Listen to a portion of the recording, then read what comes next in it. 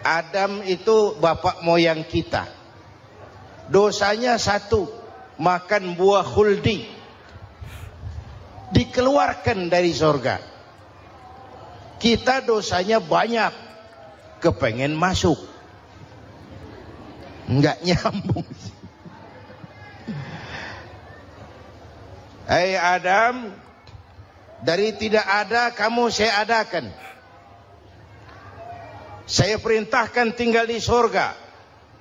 Merasa sepi sendirian, saya ciptakan Siti Hawa supaya kamu tenang. Kamu boleh nikmati semuanya. Ini boleh, itu boleh, ini boleh, itu boleh. Makan, makanlah yang kau mau. Minum, minumlah yang kau suka. Pakai, pakailah yang kau senang. Satu yang saya minta, jangan dekati pohon khuldi. Itu kau tidak sanggup, keluar. Diusir dari surga. Sujud Nabi Adam. Kata riwayat 40 tahun sujud.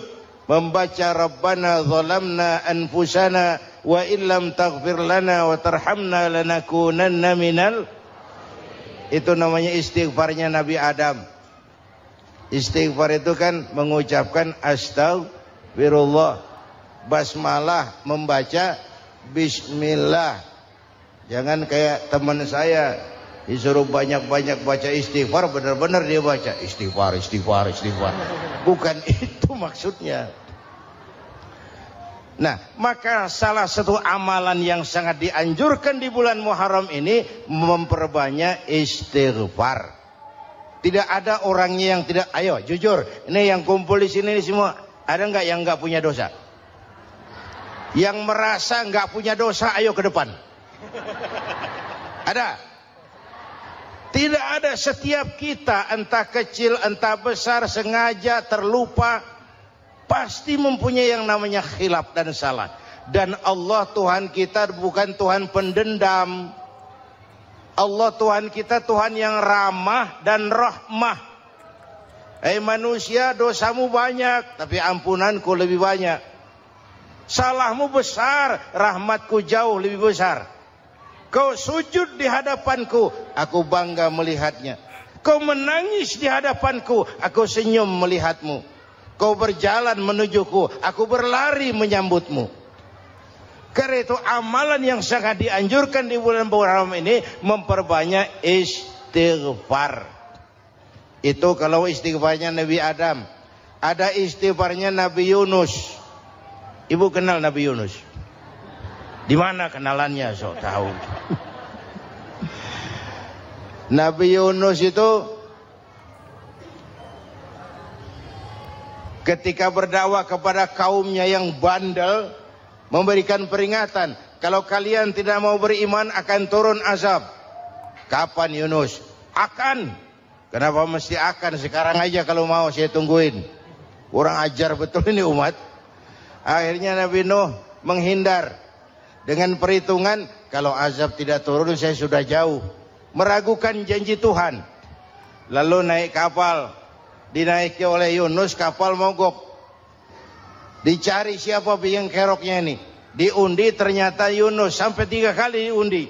Dibuanglah Yunus ke dasar laut. Ditelan oleh ikan nun atas perintah Allah. Telan itu Yunus. Jangan pakai dikunyah, rusak urusan. Telan saja, simpan di perutmu. Dibawa oleh ikan nun ke dasar lautan. Itu yang oleh Quran dikatakan bertemulah 3 macam kegelapan. Zulumatun salas. Gelapnya tengah malam, gelapnya di dasar laut, gelapnya di dalam perut ikan. Itu namanya peteng. Mbahnya gelap. Di perut ikan itulah Nabi Nuh sadar akan kesalahannya, meragukan janji Allah, meragukan janji Allah. Ia sujud di dalam perut ikan itu, membaca la ilaha illa anta subhanaka inni kuntu. Itu istighfarnya Nabi Yunus. Dibacakan istighfar begitu, ikan sakit perut pak. Di dasar laut kemana mau cari apotik? Dia naik ke permukaan, memuntahkan isi perutnya. Nabi Yunus keluar dengan selamat. Itu pun terjadi pada hari ke-10 bulan Muharram. Istighfar intinya itu. Itu amalan utama bulan Muharram, memperbanyak istighfar. Allah selamatkan Nabi Nuh dari bahtera banjir yang luar biasa, 10 Muharram. Allah selamatkan Nabi Ibrahim dari pembakaran Raja Namrus, 10 Muharram.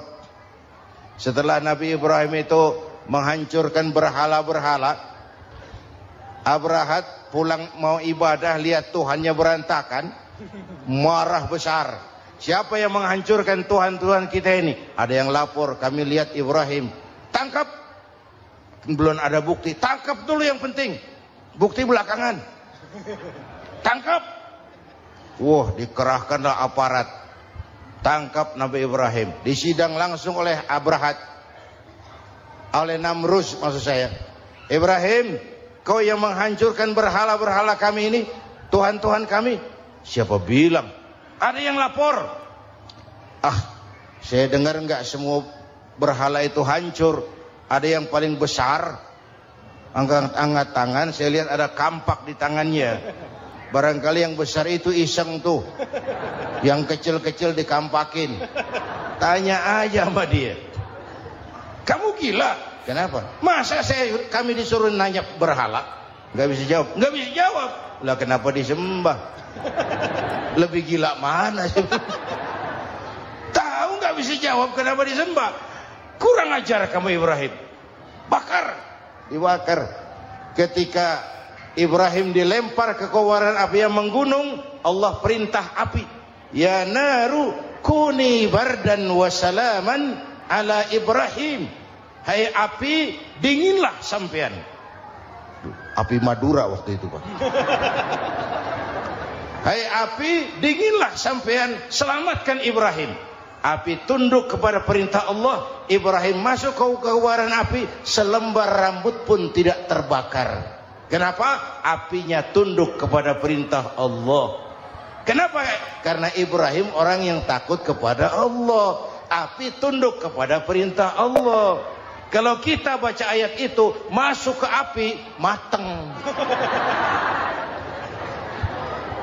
Sudah hadirin yang saya muliakan, oleh karena itu selamatnya Ibrahim dari pembakaran Raja Namrud itu pun pada 10 Muharram, Yaumul Asyura, hari ke-10 dari bulan Muharram. Imedia.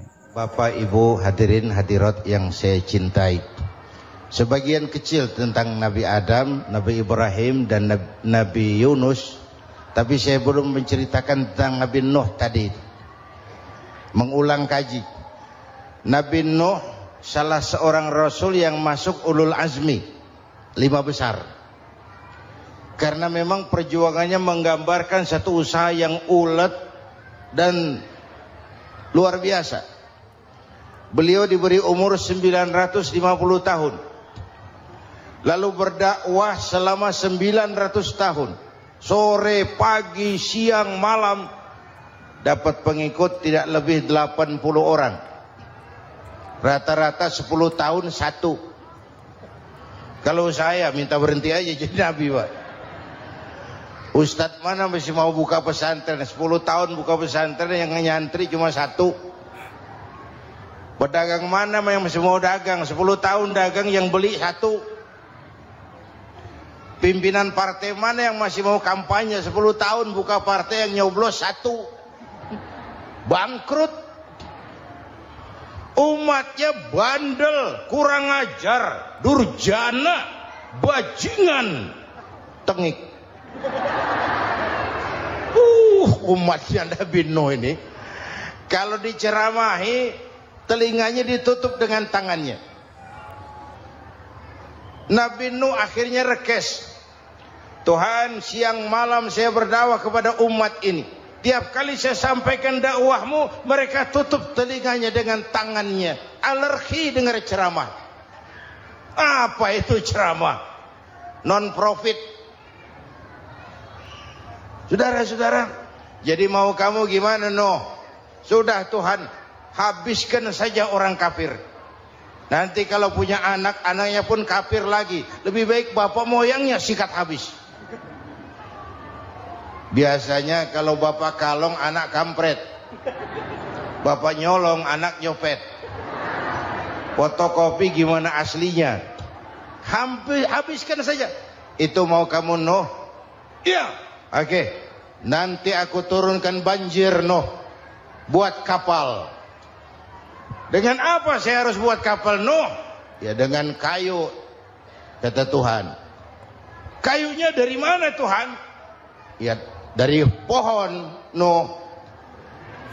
Pohonnya belum ada Tuhan. Ya tanam dulu Nuh. Bikin kapal kayunya nanam pohon. Apa artinya? Perjuangan perlu kesabaran. Sukses itu ada prosesnya. Nggak bisa simsalabim abracadabra lalu kita mau sukses. Semua ada prosesnya. Walaupun kenyataannya begitu. Sukses banyak bapaknya, gagal itu yatim. Kalau kita sukses banyak yang ngakuin. Yang baru ketemu pakai manggil encing. Ketemu baru. Tapi sukses banyak bapaknya. Gagal yatim. Nggak ada yang mau ngakuin kalau kita gagal itu. Udah bikin kapal dengan kayu di tengah kampung, bikin kapal ini. Bayangkan di tengah kampung bikin kapal. Orang kafir makin menjadi-jadi. Lihat Nuh. Kenapa? Makin sarap. Bikin kapal di tengah kampung mau belayar kemana?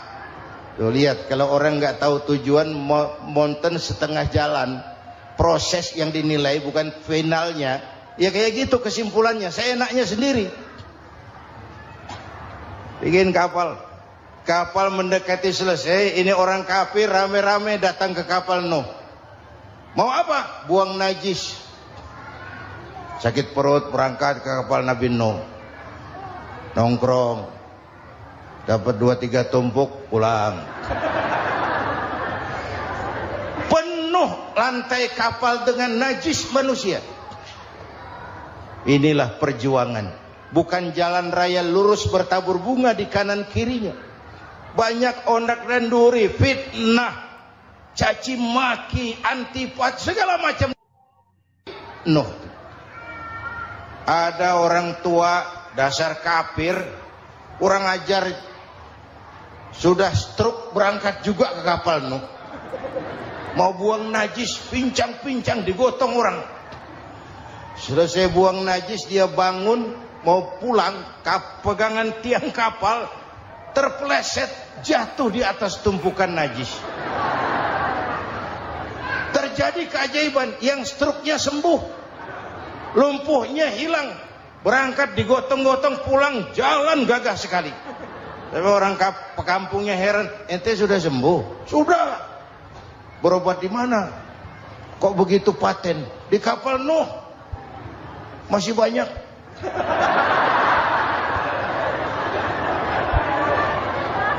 Yang berasa perlu obat bawa rantang. Ambil bersih lagi geladak kapal itu. Sudah selesai Nuh? Selesai. Oke, kau orang yang beriman bersamamu, binatang serba sepasang, naik Nabi Nuh, naik orang beriman, naik binatang serba sepasang. Ini cikal bakal penyelamatan manusia, Pak. Naiklah orang beriman, sudah naik semua, Nabi Nuh kontrol. Ini contoh buat kita, kontrol. Sudah naik semua teman-teman, sudah. Pemimpin yang baik bukan cuma terima laporan di belakang meja. Laporan itu yang mana juga bagus. Sama juga kampanye, kampanye yang mana juga merdu. Kalau saya, kalau aja yang dihitung. Pernah ada calon bupati kampanye janji, kalau saya berhasil kita akan banyak bangun jembatan di daerah kita. Rakyat tanya, Pak, nggak ada sungai di kampung kita, Pak. Dia bilang, sungainya kita bangun sekalian. Udah kadung janji, mana pula orang mau bangun sungai ini. Saudara-saudara, kontrol. Jangan cuma tunggu laporan di belakang meja, semua laporan bagus. Ya Bu? Bu?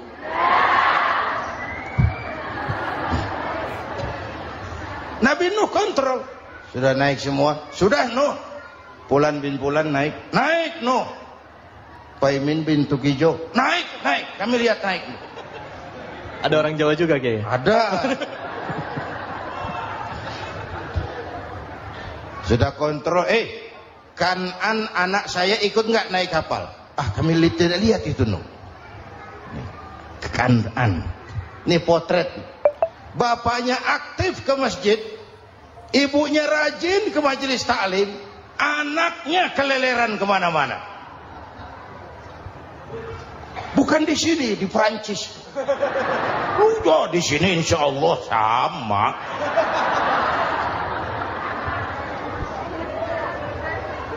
Nuh karena sayang anak, Nuh karena cinta anak, Nuh karena tanggung jawab anak, cari naik ke atas kapal. Lihat Kan'an anak saya, nggak lihat Nuh. Turun ke ruang bawah, periksa lagi. Mang, ayah Kan'an di dia. Jamaah Tasik ini rupanya di tangan. Tuh ayah mang. Ayah kemana ya budak ini? Turun ke bawah, tanya lagi. Ono Kan'an to? Ora nano raketo. Rombongan Jawa Tengah. Naik ke atas buritan. Dari buritan kelihatan ternyata Kan'an tidak ikut naik kapal, kumpul di darat bersama orang kafir. Ini potret kita sekarang. Kumpul sama orang kafir, hanyut anak-anak kita, ditelan budayanya orang kafir, ditelan tradisinya orang kafir, ditelan pergaulannya orang kafir. Nuh karena sayang anak dari atas manggil. Dalam Quran dijelaskan itu. Karena Nabi Nuh di atas, Kan'an di bawah, teriak, ya bunayyar kam ma'ana. Begitu dalam Quran ayatnya. Cuma ini pakai gaya memanggil supaya kelihatan ke gambar, kira-kira Nuh manggilnya begitu. Ini namanya gaya dakwah, Pak. Kalau ceritanya datar nggak menarik. Maka Nuh memanggil Kan'an, ya bunayyar kam ma'ana. Kata yang dengar, heeh. Ini gaya orang manggil, ya bunayyar kam ma'ana. Kan'an kesini nak, naik kapal sama papi. Kata Kan'an di bawah itu, nggak mau papi, John di sini saja. Kata Nuh, jangan nak, Allah sedang murka, akan turun banjir. Kalau datang banjir papi, sa'awi ila jabalin ya'simuni minal ma', saya akan naik ke gunung tinggi yang bisa menyelamatkan saya dari banjir. Kan'an naik ke gunung, gunung dihantam banjir, Kan'an mati sampai sekarang. Yang kelima, Nabi Musa, kisah Muharramnya ini. Lahir dalam kondisi yang sulit karena Fir'aun mimpi akan lahir seorang anak dari keturunan Bani Israel yang akan menghancurkan kerajaannya. Kata Fir'aun, sudah lahir belum anaknya? Belum. Kalau gitu mulai malam ini laki-laki dilarang bergaul sama istrinya. Semua perempuan hamil di bawah pengawasan negara. Mulai hari ini kalau lahir anak laki-laki terutama Bani Israel, penggal. Satpol PP disiapkan. Udah ada kayaknya. Ada. Patroli. Bayangkan, Fir'aun itu bikin undang-undang seenaknya sendiri. Apalagi merasa kekuasaannya dalam ancaman. Penguasa manapun kalau merasa dalam ancaman, panik. Padahal kekuasaan itu kayak harimau. Makin lama ditaiki, makin sulit turun. Kenapa? Karena macannya makin lapar. Naik terus capek, turun dimakan harimau. Serba sulit. Saudara-saudara, kalau kita mau belajar dari Pak Harto, saya melihat kekurangan Pak Harto cuma satu, terlambat berhenti.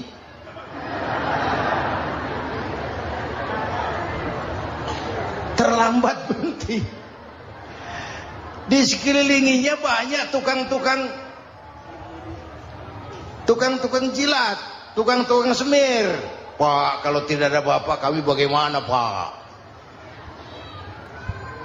Saudara hadirin yang saya hormati, maka sering saya ingatkan, temanmu yang sejati adalah teman yang membuat kamu jadi benar, bukan teman yang selalu membenarkan kamu. Berapa banyak pejabat-pejabat hancur karena selalu dibenarkan oleh lingkungannya. Bapak benar, Pak. Bapak bijaksana, Pak. Itu tepat, Pak. Benar. Buang angin pun kata kelilingnya, oh Bapak sehat. Temanmu yang sejati, teman yang bikin kamu jadi benar, bukan teman yang selalu membenarkan kamu. Bapak Ibu hadirin yang saya hormati, tapi kehendak Allah terjadi. Lahirlah Musa. Bayinya dihanyutkan di sungai Nil. Bayi sudah menderita, dihanyutkan di sungai Nil. Dan akhirnya besar di lingkungan istana Fir'aun. Diriwayat oleh Ratu Aisyah, perempuan Fir'aun. Setelah mulai berjuang, terjadilah itu. Musa dan pengikutnya dikejar oleh Fir'aun. Sampai di tepi laut, Allah wahyukan Musa, lempar tongkatmu ke laut. Dalam kondisi darurat, mukjizat tiada jalan. Kondisi darurat. Kalau tidak, mukjizat itu maunya Allah, bukan maunya Nabi. Nabi nggak kuasa. Allah yang mau. Tapi hidup Nabi bukan mukjizat, manusiawi. Tidak mentang-mentang ada mukjizat tongkat, tiap sulit main tongkat. Nggak usah berjuang kalau begitu. Itu darurat menyelamatkan umat. Tongkat dilempar ke laut, laut terbelah. Laut terbelah. Itu secara visualnya bisa kita lihat dalam film The Ten Commandments. Udah nonton belum? Urusan nonton kalah sama Ustadz bagaimana sih? Ten Commandments, 10 firman Tuhan. Tekniknya bagus loh. Bagaimana laut terbelah. Musa lewat, Fir'aun mengejar. Musa sampai di ujung sana, Fir'aun masih di sama tengah perjalanan. Laut nutup kembali. Laut menutup kembali, Fir'aun tenggelam. Cengap-cengap di lautan. Begitu nafas sampai di tenggorokan, Fir'aun sambil cengap-cengap itu, amantu bi Rabbi Musa wa Harun. Duh, kalau begini mah saya juga percaya sama Tuhannya Musa. Malaikat maut jengkel, goblok loh. Terlambat sekarang. Ditenggelamin terus. Modar. Musa selamat. Fir'aun mati. Jenazahnya, jasadnya terdampar di pinggir laut. Beberapa waktu kemudian ditemukan orang, dimumi, dibalsem, diawetkan. Itu sesuai janji Quran. Wa kadzalika nunajjika bi badanika litakuna liman khalfaka ayah. Kami selamatkan badan kamu agar jadi pelajaran bagi orang-orang sesudah kamu nanti. Janji Quran tepat. Janji itu 14 abad yang lalu. Jasad Fir'aun ditemukan, dimumi, diawetkan, dibalsem di bawah nama Farao Ramses II. Sekarang tersimpan di Museum Negara di Mesir. Kapan-kapan nanti ibu main ke Mesir, mampir. Naik ojek paling berapa itu? Oh, orangnya tinggi, hidungnya mancung. Pokoknya pantaslah jadi Fir'aun. Selamatnya Musa di kejaran Fir'aun di ujung sana itu terjadi pada hari ke-10 bulan Muharram, yang oleh orang Nasrani diperingati dengan hari raya Paskah. Mereka melaksanakan puasa, mensyukuri nikmat keselamatan dari kejaran Fir'aun. Makanya kalau kita ikut puasa di bulan Muharram, bukan mengikuti syariatnya Nasrani, salah. Karena Nabi mengajarkan, itu sumbernya. Bukan ikutan sama ibadahnya Israel. Tapi memang agama ini kan merupakan mata rantai. Datang Rasul baru melengkapi Rasul sebelumnya, datang Rasul baru melengkapi Rasul sebelumnya. Mata rantai yang berkaitan. Setelah Muhammad selesai, selesailah tugas Nabi dan Rasul. Selesailah misi Nabi dan Rasul. Tidak ada Nabi lagi sesudah Nabi Muhammad. Itu harga mati, titik. Gak ada kompromi. Siapapun sekarang ini nggak datang ngaku jadi Nabi, wajib tidak percaya. Wajib tidak percaya. Tapi kaitannya memang kita bilang Nasrani, orang bahasa Arab, bahasa Ibraninya Nazaret, Nasiroh, Nazaret, itu beda dialek. Kita Daud, dia David.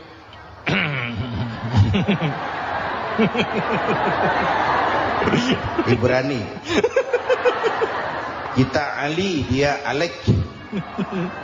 Kita Sulaiman, dia Solomon. Kita Camat, dia Comot.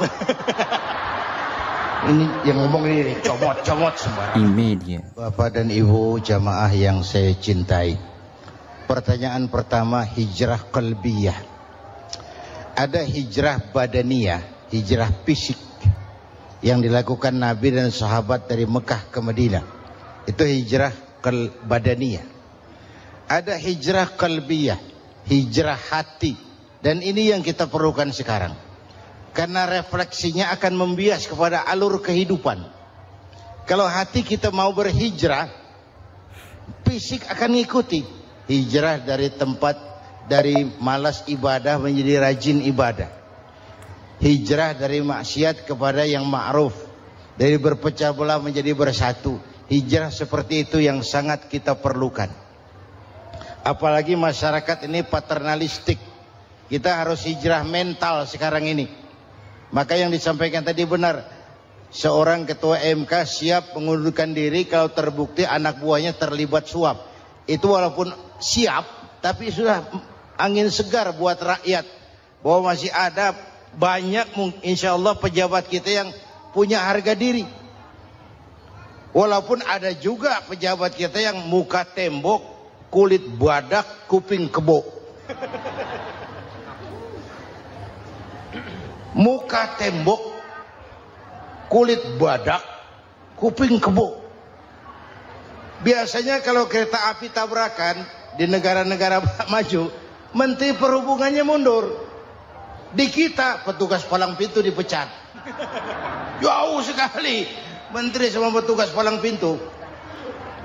Yang benar-benar diadili yang krocok-krocok, kopral-kopral itu. Padahal hadisnya jelas, ar-rashi wal murtashi finnar. Yang nyuap dan yang nerima suap, dua-duanya neraka. Kasus potret belakangan ini, yang nerima suap, yang diuber, yang nyuap aman, yang nyuap aman, yang korupsi pajak dikecil-kecilin, yang ngemplang pajak aman. Padahal ngemplang pajaknya triliunan. Padahal dia sudah dikasih fasilitas oleh negara mengelola sumber daya alam negara yang artinya milik rakyat. Dia harus bayar pajak, uang pajaknya dikumpulkan bagi sebesar-besar kemakmuran rakyat. Itu tindakan merugikan rakyat. Karena itu betul, saya setuju, hijrah qalbi yang perlu kita lakukan sekarang. Hijrah hati. Kita ini bangsa Indonesia, seperti timnas. Timnas sekarang anak-anak muda sudah berani pakai baju PSSI. Iya. Kenapa? Menang. Coba kalau kalah terus, nanti menang. Tapi bangsa Indonesia itu memang seperti timnas. Namanya kesebelasan. 11 orang. Walaupun ada pemain bintang ya ada presiden, gubernur, menteri, itu bintang-bintang. Tapi bintang baru ada artinya kalau dibantu 10 pemain yang lain. Cristiano Ronaldo. Siapa itu? Penyerang tengah Real Madrid. Wah. Bintang. Lionel Messi. Siapa lagi? Barcelona. Bercelana.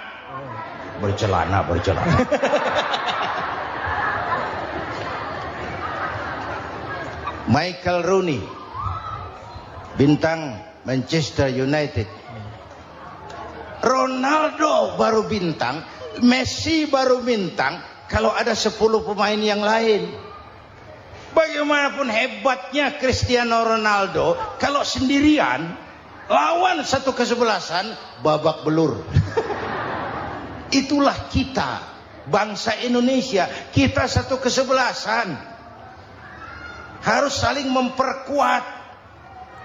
Ada bangsa kita ini yang jadi jaksa, ada yang jadi hakim, ada yang jadi polisi. Itu posisi penyerang tengah, kiri luar, kanan dalam, back, striker, kiper, posisi. Tapi sadar kita satu kesebelasan, Bung. Jangan bikin gol ke gawang sendiri. Kalau punya bola bagus, operan dong sama temannya. Yang bisa menciptakan gol, operan. Ada yang jadi pengusaha besar, bagus boleh. Punya untung besar, operan. Kasih masjid, kasih pesantren, operan. Ini kesebelasan kita kalau punya bola pelitnya setengah mati, Pak. Nggak mau ngoper. Bawa sendiri, mending bikin gol. Enggak. Kita ini satu kesebelasan. Satu sama lain harus saling memperkuat. Bahwa ada penyerang tengah, itu si posisi. Tapi kalau memang peluang memungkinkan, ayo dong operan. Saya iri sama kesebelasan Nasrani di Indonesia. Mereka kalau punya bola operannya cakep. Gereja cepat selesai, rumah sakit Kristen cepat selesai. Kenapa? Operannya bagus. Kita ini kalau punya bola bawa sendiri, nggak mau ngoper. Maka masjid nggak selesai-selesai. Madrasah banyak yang bocor. Rumah sakit Islam kalah bersaing. Kenapa? Operannya berat. Ayo menyadari kita ini timnas, satu kesebelasan. Jangan menjegal kawan seiring, kawan sendiri dijegal. Sudah musuh terlalu kuat, gawang sendiri dijebol. Akhirnya terbalik kita ini. Ujian terberat telah diberikan Allah kepada para anbiya. Kemudian para aulia, kemudian para ulama. Summal amsal fal amsal, ke bawah dan ke bawah, diuji setiap orang menurut kekuatannya berpegang kepada agama. Kalau karena anak Melayu bilang, kalau takut dengan ombak, jangan berumah di tepi pantai. Kalau takut diterjang ombak, jangan berumah di tepi pantai. Kata ibu tadi, mau jadi pohon tinggi harus berani ketiup angin. Makin tinggi pohonnya, makin keras anginnya. Takut angin, jangan jadi pohon tinggi, jadilah rumput. Nggak ditiup angin, tapi diinjak kebo. Apa yang nggak ada resikonya? Apa yang nggak ada resikonya? Semua nabi ada yang dihantam kekuasaan yang arogansi. Ibrahim berhadapan dengan Namrud. Musa berhadapan dengan Fir'aun. Ada yang diuji dengan berhadapan umat yang sangat kurang ajar.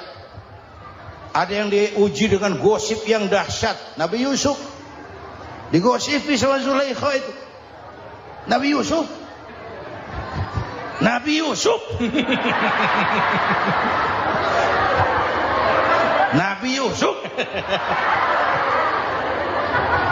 Yang namanya gosip itu kan menyebarkan keburukan orang. Kalau benar saja hukumnya ghibah. Kalau salah hukumnya fitnah. Fitnah lebih bahaya dari pembunuhan. Benarnya ghibah, salahnya fitnah. Saudara hadirin yang saya hormati, jadi resiko itu biasa. Tidak ada yang tanpa resiko. Kalau takut ombak, jangan berumah di tepi pantai. Tinggal bagaimana kita menyikapinya. Kalau kita dewasa, ini bagian ibadah saya kurang. Mungkin karena dia omongin orang, tambah pahala saya. Mungkin karena dia omongin orang, tambah pahala saya. Maka saya ngadapi gosip sepatah pun saya nggak ngomong. Saya cicing, wae cicing. Saya percaya masyarakat tuh punya filter. Amin. Saya percaya Tuhan tuh nggak tidur.